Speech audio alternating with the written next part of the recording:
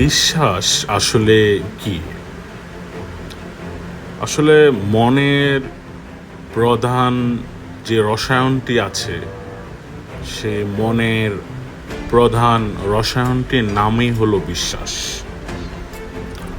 বিশ্বাস যখন মনের কম্পনের সাথে মিশে যায়, তখন আমাদের অবচেতন মন সঙ্গে সঙ্গে কম্পনটিকে তুলে নেয় এবং একে পরিণত করে আমাদের আত্মার সামর্থ্যকে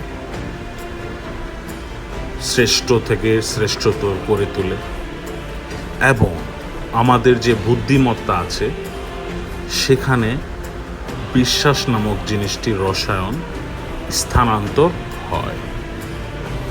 আসলে বিশ্বাস এবং প্রেম এবং আমাদের যৌনতা, এই যে আবেগগুলো রয়েছে, ইতিবাচক আবেগ, এগুলো হচ্ছে সবচেয়ে শক্তিশালী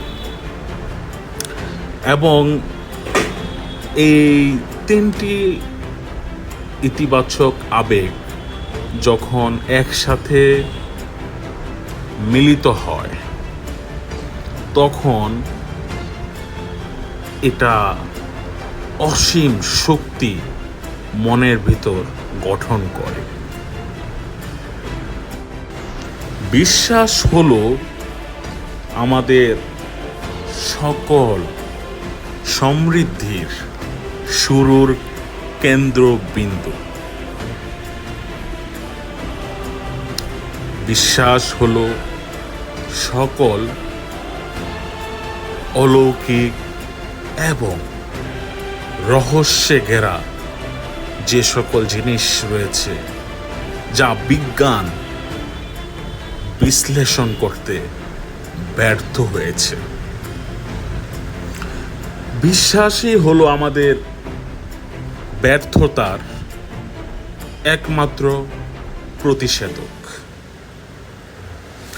বিশ্বাসই হলো সেই উপাদান বা কেমিক্যাল যা প্রার্থনার সাথে যখন মিশ্রিত হয়, তখন আমাদের অসীম বুদ্ধিমত্তার সাথে সরাসরি যোগাযোগ ঘটিয়ে ফেলে। আমরা মনে প্রাণে আমাদের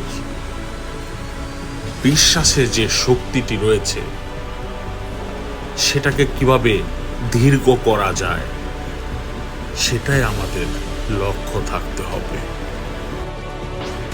মানুষের মনে একটি প্রশ্ন সবসময় গেঁথে থাকে, আর সেটি হলো প্রেম কি জিনিস। আসলে প্রেম হলো এমন এক আবেগ যা আমাদের সেফটি বাল্বের মতো কাজ করে, নিশ্চিত করে আমাদের ব্যালেন্স, ভারসাম্য এবং গঠনমূলক প্রচেষ্টা সমূহ। যখন এই তিনটি আবেগ একত্রিত হয়ে যায়, তখন সেটা অনেক শক্তিশালী হয়। আসলে মানুষের মনে যে ধ্বংসাত্মক আবেগগুলো রয়েছে বা প্রচুর নেতিবাচক আবেগ রয়েছে, তা এমন এক বিষ তৈরি করতে সক্ষম যা মনের ন্যায় বিচার ও সুষ্ঠু চিন্তাভাবনাকে ধ্বংস করে দেয়। আসলে আমাদের মন হলো অভ্যাসের স্থান। একে যা খাওয়ানো হয় তাই খেয়ে বাঁচে। ইচ্ছা শক্তির বলে যে কেউ যে কোনো আবেগের উপস্থিতিকে নিরুৎসাহিত করতে সক্ষম এবং যে কোনো আবেগের উপস্থিতিকে উৎসাহিত করতেও সক্ষম। আমাদের ইচ্ছা শক্তির সাহায্যে আমরা যদি আমাদের মনকে নিয়ন্ত্রণ করতে চাই, তাহলে সেটা কিন্তু খুব কঠিন কোনো বিষয় নয়। আসলে আমাদের যে নিয়ন্ত্রণ যে বিষয়টা আছে, নিয়ন্ত্রণ করতে পারা, কন্ট্রোল করতে পারা নিজের মনকে, নিজের আবেগকে, এই জিনিসটার জন্য আমাদের আসলে যেটা প্রয়োজন সেটা হচ্ছে ধৈর্য এবং অভ্যাস। হ্যাঁ, নিয়ন্ত্রণ আসে মূলত ধৈর্য এবং অভ্যাস থেকে। তো প্রেমটা অনেক সময় আমাদের মাঝে ইতিবাচক আবেগও তৈরি করে, অনেক সময় নেতিবাচক আবেগও তৈরি করে। আসলে প্রেমের যে প্রভাব এটা থেকেই যায়, কারণ প্রকৃতির মাঝেই উজ্জীবিত রয়েছে প্রেম। যে লোক প্রেম ভালোবাসা পেয়েও উজ্জীবিত হয় না, আসলে সেই ব্যক্তি আসলে দুর্ভাগা ছাড়া আর কিছুই না। সে ব্যক্তি বেঁচে থেকেও যেন মৃত মানুষের মতোই। আপনি একটা জিনিস যদি লক্ষ্য করেন তাহলে দেখতে পারবেন যে আপনি যখন অতীত প্রেমের সুখ স্মৃতি স্মরণ করবেন, তখন বর্তমানের অনেক দুশ্চিন্তায় দূর হয়ে যাবে। এই স্মৃতিচারণ আপনাকে সাময়িকভাবে হলেও জীবনের কঠিন বাস্তবতা থেকে দূরে সরিয়ে রাখবে। হয়তো এই স্মৃতিচারণ এক সময় আপনার সামনের দিনগুলোকে বদলে দিতে পারে, কে জানে, এটা হতেও পারে। আপনি প্রেম করেও তা হারিয়েছেন, সেজন্য যদি নিজেকে দুর্ভাগা মনে করেন, তাহলে মানে চিন্তাটা আপনি আপনার মন থেকে সরিয়ে ফেলুন। আসলে যে ব্যক্তি একবার প্রকৃত ভালোবাসতে পারে, সে ব্যক্তি কখনো হারে না, সে দুর্ভাগা নয়। প্রেম ভালোবাসা তো খেয়ালি এবং ক্ষণস্থায়ী, কখনো রোদ, কখনো বৃষ্টির মতো হঠাৎ করে আসে এবং কিছু না বলেই বিদায় হয়ে যায়। যখন প্রেম জীবনে আসবে তাকে উপভোগ করুন, তবে চলে গেলে তা নিয়ে মন খারাপ করবেন না, দুশ্চিন্তা ফিরিয়ে আনতে পারবেন না। প্রেম জীবনে একবার এসেছিল, আর কখনো আসবে না, এই চিন্তাটাই কখনো মনে স্থান দেওয়া যাবে না। প্রেম আসে যায়, দুটো প্রেমের অভিজ্ঞতাই কখনো একরকম হয় না, এবং তা একইভাবে মানুষকে প্রভাবিত করতে পারে না। কোনো একটি প্রেমের অভিজ্ঞতা হয়তো আপনার জীবনে গভীরভাবে দাগ কেটে যাবে, তবে সকল অভিজ্ঞতার একটি মূল্য আছে। এটি যেমন অনেকের উপকারও করে, আবার দেখা যায় অনেকের উপকার হয় না। সাধারণত সে সকল মানুষদের জন্য যারা প্রেমে ছেঁকা খেয়ে সারাক্ষণ হায় হায় করতে থাকে। আসলে প্রেম নিয়ে হতাশায় ভুগবার কোনো মানে নেই। লোকে যখন আপনার প্রেম এবং যৌনতার আবেগের মাঝখানের পার্থক্যটি বুঝতে পারত, তাহলে তারা হতাশায় ভুগত না। আসলে এটার পার্থক্যটা হলো, যেমন স্বর্গীয় যে বিষয়টা থাকে আপনার অনুভূতি, এটা অনেক সময় ইতিবাচক মনস্তাত্ত্বিক একটা বিষয় যখন আমাদের মনে ঘুরপাক খায়, তখন এরকম একটা অনুভূতি কাজ করে, একটা শারীরিক একটা অনুভূতি কাজ করে, একটা আধ্যাত্মিক শক্তি তৈরি হয়। আসলে তখন এই জিনিসটা মানুষের হৃদয় স্পর্শ করতে পারে। এবং প্রেম এমন এক আবেগ যেটার ভিতর আপনার নানান রকমের শেড, রং এবং বিভিন্ন রকমের একটা চাঞ্চল্য রয়েছে। আপনি দেখবেন বাবা মা তার সন্তানের জন্য যেরকম স্নেহ বা ভালোবাসা অনুভব করেন, এটাও এক ধরনের প্রেম। একজন প্রেমিক তার প্রেমিকার প্রতি যে ভালোবাসা প্রদর্শন করে, সেটাও এক ধরনের প্রেম। তবে এই দুইটা প্রেমের ভিতর দুই রকমের ভিন্নতা আছে। দ্বিতীয় যে প্রেমের কথাটা, সেটার ভিতর এক ধরনের আবেগ লুকানো আছে, আর বাবা মা তার সন্তানের প্রতি যে প্রেম ভালোবাসা, সেটার মধ্যে এক ধরনের আবেগ লুকিয়ে আছে। আবার যখন দেখবেন একজন ফ্রেন্ড বা প্রকৃত বন্ধু, সেখানেও এক ধরনের ভালোবাসা বা প্রেম থাকবে। তো তিনটি প্রেমের বিষয় তিন রকম হয়: পরিবার, জীবনসঙ্গী এবং বন্ধু। প্রেম আসলে এই তিন ধরনের ভিতর তিন ধরনের আবেগ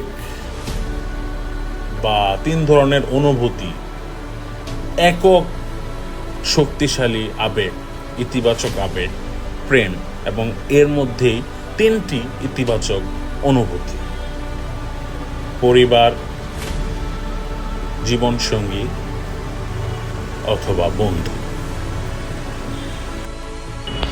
আমাদের মনে যে আবেগ অথবা ইমোশন যেটাকে আমরা বলি, সেটা আসলে দুই ধরনের হয়। একটা হচ্ছে ইতিবাচক আবেগ, আর একটা হচ্ছে নেতিবাচক আবেগ। ইতিবাচক এবং নেতিবাচক উভয় চিন্তাই আমাদের অবচেতন মনে ক্রমাগত প্রবেশ করতে থাকে। আসলে মানুষ যাই সৃষ্টি করে, তার শুরুটা আসলে হয় চিন্তার আবেগ থেকে। আগে যদি আমরা চিন্তা না করে কোনো কিছুই সৃষ্টি করব ভেবে নেই, এটা আসলে সম্ভব না। আমাদেরকে আগে চিন্তা করতে হবে এবং সে অনুযায়ী আমাদেরকে কল্পনা করতে হবে। কল্পনা শক্তির সাহায্যে আমরা চিন্তার আবেগ দিয়ে একটা পরিকল্পনা তৈরি করতে পারি। এখন আমাদেরকে আসলে দেখতে হবে যে ইতিবাচক আবেগ আসলে কোন জিনিসগুলো। ইতিবাচক আবেগগুলো আসলে আপনারা যখন খেয়াল করবেন যে মানুষ কিছু আশা করে বা তার ভিতরে একটা আকাঙ্ক্ষা তৈরি হয়, সেটাও একটা ইতিবাচক আবেগ। আবার মানুষের মধ্যে বিশ্বাস সৃষ্টি হয়, বিশ্বাস তৈরি হয়, এটাও একটি ইতিবাচক আবেগ। মানুষের মধ্যে প্রেম, ভালোবাসা অনুভূত হয়, মানুষের ভিতর যৌনতার অনুভূতি সৃষ্টি হয়, মানুষের ভিতর উৎসাহের একটা উদ্দীপনার একটা অনুভূতি সৃষ্টি হয়। এগুলো কিন্তু এক প্রকার ইতিবাচক আবেগ।